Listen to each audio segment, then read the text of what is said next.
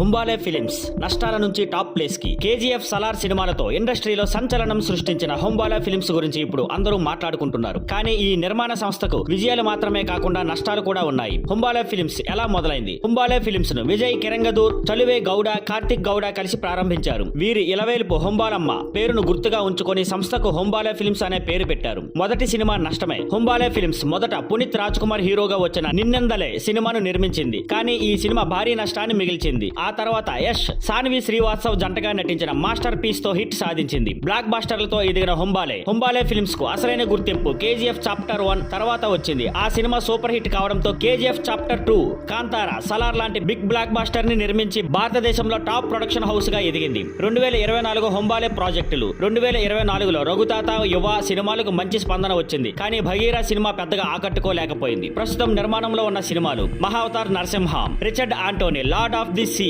Kantara chapter 1, Salaar part 2, Sauryanga Parvam, Darling తో మరో 3 సినిమాలు. ఇలా హుంబాలే ఫిల్మ్స్ ఇప్పుడే కాకుండా భవిష్యత్తులో కూడా ఇండస్ట్రీలో టాప్ ప్రొడక్షన్ హౌస్ గా కొనసాగాలని ప్రయత్నిస్తోంది.